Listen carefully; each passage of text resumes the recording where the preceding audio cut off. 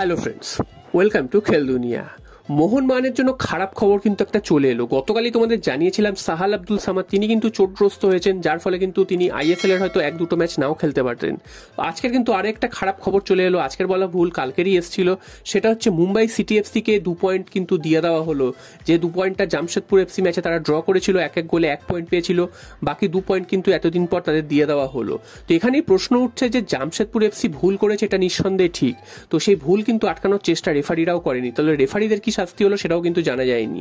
এছাড়াও জামশেদপুর এফসি এই ভুলটা করার ফলে যে তারা যে বিরাট কিছু সুযোগ পেয়েছে বা অনেকক্ষণ ধরে তারা এই সুযোগটা পেয়েছে সেরকমও কিন্তু নয়। একেবারে শেষ দিকে সেই চেঞ্জটা হয়েছে, যার ফলে জামশেদপুরের কিন্তু খুব একটা লাভও হয়নি।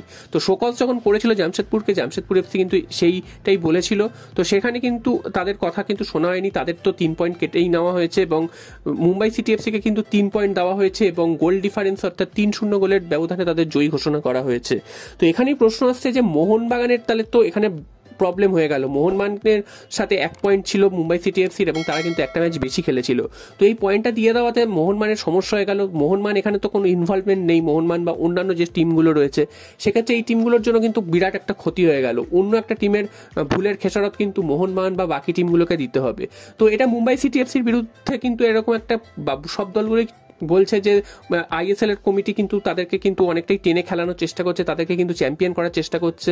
তো এটা কিন্তু প্রত্যেকটা টিমেরই অভিযোগ রয়েছে। তো সেটাও কিন্তু দেখা যাচ্ছে মুম্বাই সিটি এফসিকে কিন্তু অনেকেই টেনে খেলানো হচ্ছে এবং এই ভুলের খেসারত কিন্তু জামশেদপুর এফসির পয়েন্ট কেটেছে, সেটাতে তো কোনো প্রশ্নের মুখের কিছু নেই, কারণ জামশেদপুর এফসি ভুল করেছে, তাদের পয়েন্ট কেটেছে, ঠিক আছে। তবে মুম্বাই সিটি এফসি তাদেরকে পয়েন্টটা দিয়ে দেওয়া হলো 3 পয়েন্ট এবং 3 গোল। এটা কিন্তু চ্যাম্পিয়নশিপের জায়গায় কিন্তু একটা বড় ধাক্কা খেতে পারে মোহনবাগান সহ বাকি দলগুলো যারা কিন্তু লিগ শিল্ড লড়াইয়ে রয়েছে। তো দেখা যাক শেষ পর্যন্ত কি হয়, এই প্রতিকূলতা কাটিয়ে মোহনবাগান জয় করতে পারে কিনা লিগ শিল্ড। এরপর চলে আসি ভারতের খবরে। তো ভারত ভার্সেস আফগানিস্তান ম্যাচ আজকে রয়েছে রাত 12:30 থেকে। তো সেই ম্যাচের লাইভ টেলিকাস্ট কোথায় হবে সেটা কিন্তু জানা গেছে, ডিডি স্পোর্টসে কিন্তু লাইভ টেলিকাস্ট হবে। তো ভারতীয় ফুটবলের অবস্থা এমনিই খারাপ, কোথায় লাইভ টেলিকাস্ট হবে কেউ কিন্তু জানতে পারে না। তো আজকে কিন্তু কিছুক্ষণ আগে জানা গেছে যে ডিডি স্পোর্টসে এই ম্যাচটা লাইভ টেলিকাস্ট করা হবে এবং সেখানে কিন্তু তোমরা রাত 12:30 থেকে দেখতে পাবে। এছাড়াও লাইভ স্ট্রিম কোথায় হবে সেটা কিন্তু এখনো জানা যায়নি। যদি কোথাও থেকে জানতে পারি লাইভ স্ট্রিম হচ্ছে, সেক্ষেত্রে কিন্তু তোমাদের আমি তার লিঙ্ক দিয়ে দেবো। তো এইটা হচ্ছে ভারত ভার্সেস আফগানিস্তান ম্যাচের খবর। এছাড়াও আরো একটা খবর আছে, সেটা হচ্ছে আরএফডিএল অর্থাৎ রিলায়েন্স ডেভেলপমেন্ট লিগ। সেখানে কিন্তু আজকের মোহনবাগানের খেলা ছিল। মোহনবাগান কিন্তু 2-2 গোলে ড্র করেছে ইউনাইটেড স্পোর্টসের বিরুদ্ধে।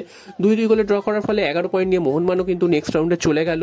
এছাড়াও কিন্তু অ্যাডামস ইউনাইটেড তারা কিন্তু 12 পয়েন্ট নিয়ে তারাও কিন্তু নেক্সট রাউন্ডে গেছে। ইস্ট বেঙ্গলও কিন্তু 3 নম্বর হয়েছে, তারাও কিন্তু নেক্সট রাউন্ডে যাওয়ার একটা দাবিদার রয়েছে। মোহামেডানকে তারা 2-0 গোলে হারিয়েছে। তো গতদিন 5 গোলে ইস্ট বেঙ্গলকে হারিয়েছিল, সেখান থেকে কিন্তু আজকে 2-2 গোলে ড্র।